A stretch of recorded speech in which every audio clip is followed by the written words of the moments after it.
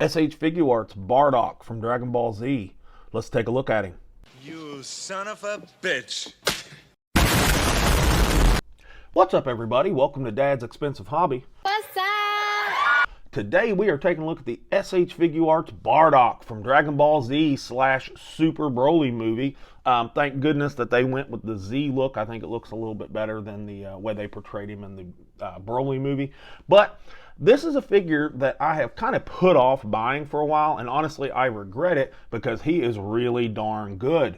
I wish I had gotten him sooner. This is a really good figure, from an aesthetics perspective, and his articulation's pretty darn good too. There are a little bit of nitpicks that I have a little bit of issue with this figure, but we'll get into all that here in a minute. First things first, let's get him scaled up and see how tall he is. So how tall are you? Okay, to the top of his hair, he is right at 6 1/4 inches, and to the top of where his hairline is more like 5 3/4 inches, which would make him right at 16 centimeters. And as you can see, I've got the other Saiyans lined up behind him here. Let's stand him next to his son Goku, and Goku's just a skosh taller than him, and I think he's supposed to be. They look really good next to each other. Let's compare him to his grandson, the Ultimate Gohan, and I think that looks pretty good. Let's put him next to the Prince of all Saiyans, superhero Vegeta, and he's taller, and he's definitely supposed to be. I think they look nice next to each other. And just for kicks, let's put him next to Vegeta's son Trunks, who would be the future Prince of all Saiyans, and they all look pretty good together like that as well.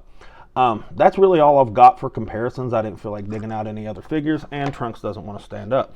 So let's move in and take a look at all of his accessories. Propane and propane accessories. Now, Bardock is a $55 figure retail, and I personally don't think that his accessories necessarily reflect that, but the ones he does get do look pretty darn good, so let's take a look at them. Okay, he comes with 4 face plates in total. He's got a serious face that comes on him in the package. He's got a grinning face, a teeth gritting face, and an open mouth yelling face. All 4 faceplates look really good.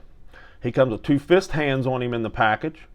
He's got 2 open palm blast hands and 2 kind of gripping hands right here.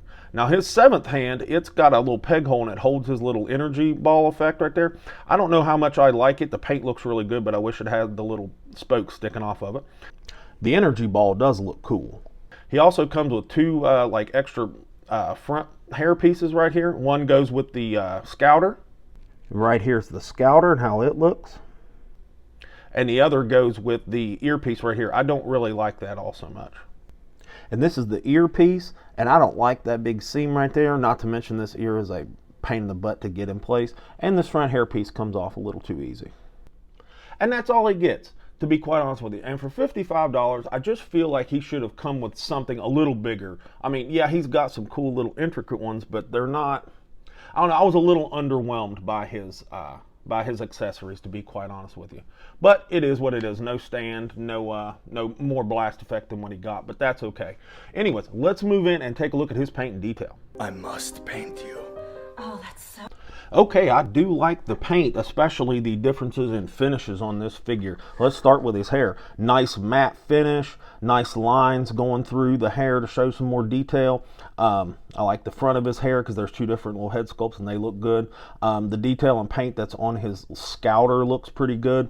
All 4 of his face plates look really good. Nice details there, good, nice and expressive. They're not reused like Goku faces that are just repainted. The green of his armor, let me move his hair out of the way, and that fell out, that bugs me. The green of his armor right through here looks really nice. I like how it's nice and matte, and it goes against the nice matte finish of the white lining into the glossy of this blue. That looks really, really good. Again, more matte finish on all the armor. I wish there was a wash on the armor, but you know, I've been saying that just about every time that we see one of these Saiyan armors.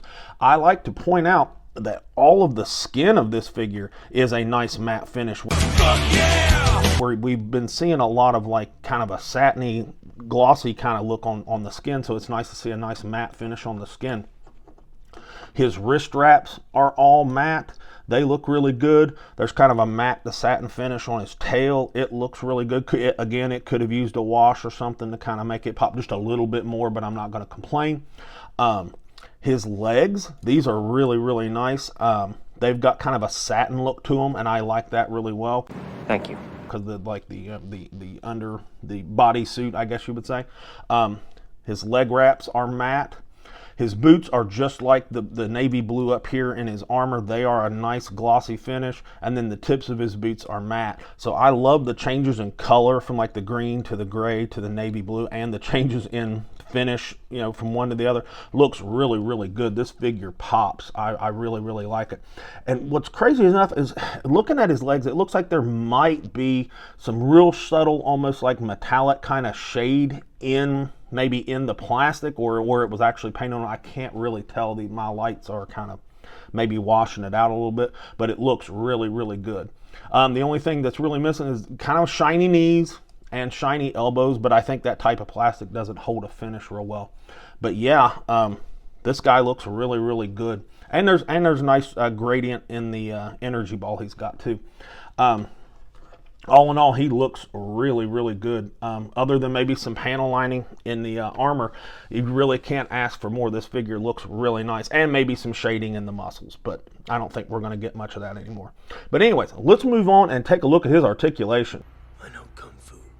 All right, overall, this figure moves pretty well. Let's start with his head. It looks down really well. Doesn't look up a whole lot, but that has a lot to do with the sculpt, and his neck doesn't bend back as much, but it does move around. His neck is on a little ball, like ball peg. Now his head, if I can rip it off. Help me! Which I don't want to. I'm afraid to break the thing, but take my word. Well, no, I'll just take his face off. It's not that hard. It is on a ball hinge, surprise, surprise, and it is sunk way down in there. Look at that. Look how deep that sinks down in there. So that really limits the range of motion of the figure. That's quite disappointing. But what are we going to do? It's a mid-sized figure from SH Figuarts, and they just refuse to use double ball pegs for it. So I can't really do anything about that. You know what? Screw it. I'm leaving that off there. That bugs me, by the way. Shoulders. Very nice, up past 90 degrees with no problem. They are a pretty good butterfly, and they've got that ball peg in there that allows them to kind of move around. It's a little bit tight, but it does move around pretty well. His butterfly looks good as well. It's appropriately colored, and it allows his arms to come out across him pretty darn good, almost touch out in front of him. That's definitely better than the Vegetas and the Gokus for the most part. So I like those shoulders a lot. Bicep swivel, again, kind of tight, but works pretty good. Double jointed elbow, way past 90. Little bit of a gap right there, but that's more of a gripe than anything because the elbow joint itself looks pretty good. And the wrists are on a ball hinge. They are recessed down inside of this wrist wrap, so it limits it a little bit, but he still gets pretty good range, surprisingly. No surprise here. Got a great ab crunch. Going forward, leans back pretty well. A little bit of Saiyan armor gap, but it's a dark maroon, so it kind of hides it, to be honest with you. The color of the armor actually hides the gap. You can push it down. It'll limit the range, but it still looks pretty good. You can twist him all the way around if you want to. Tail floats. It pegs in the back.